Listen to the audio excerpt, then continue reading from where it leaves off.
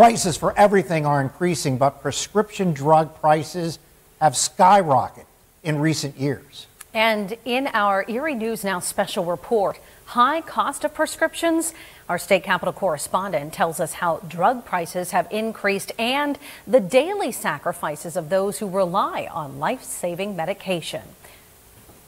And Brendan Scanlon joins us now live to break it all down. Brendan.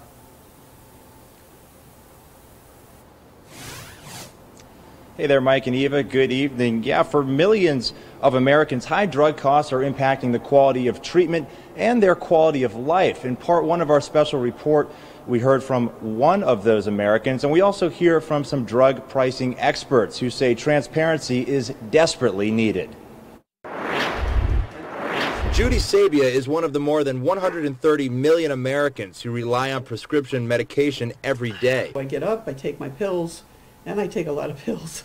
6, 7, 8, and then the one that I'm missing makes it 9. 9 medications to be exact, day and night, some of which she can't live without. And you can't live without that. No, that I have to have. Between diabetes, high blood pressure, and liver complications resulting from a tumor, to keep the liver going. she has her hands and pill boxes full. It caused a chain reaction. Everything went from something else. It went from that to another tumor. These are like 52. Well, the prices for each prescription she relies on are getting out of hand to the point where she had to set up a GoFundMe to afford her life-saving medication. If it wasn't for the GoFundMe, a lot of this, I wouldn't have anything left, but that's almost gone, and then I don't know what I'm going to do after that. I'm just hoping they do something. Sabia is one of 18 million Americans struggling to pay for necessary drugs as prices continue to soar. Our entire prescription drug supply chain is predicated upon artificially inflated list prices. Antonio Chacha is the president of 3 Axis Advisors and a drug pricing expert who's experienced the ins and outs of the complex supply chain, something he says is one of the leading reasons for high prices. Every one of those layers of this drug supply chain would love to charge as much as they could get away with. According to the Congressional Budget Office, out-of-pocket spending for prescriptions fell more than 40%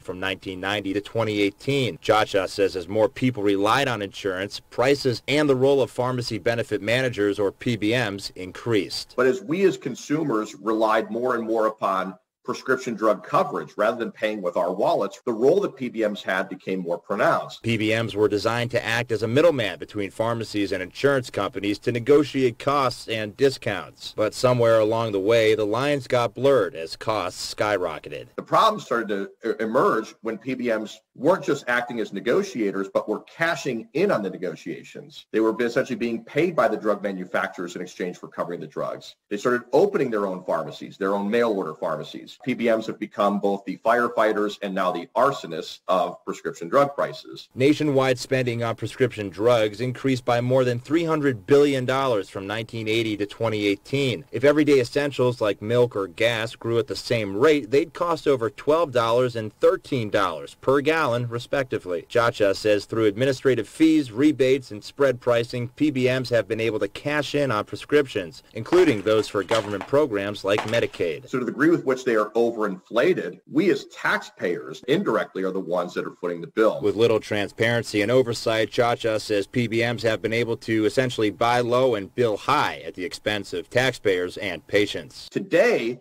PBMs are Fortune 15 companies. They are larger than the drug manufacturers and pharmacy companies that they were hired to control, leaving many at the end of the bill in a difficult spot. If a patient is at the end of the bill, they're being stuck paying a disproportionate share that they should. Patients like Sabia, who are running out of options. It might cost them 10 cents to make something, and they're charging you $20 for it. That, they have to do something. It's not fair to anybody.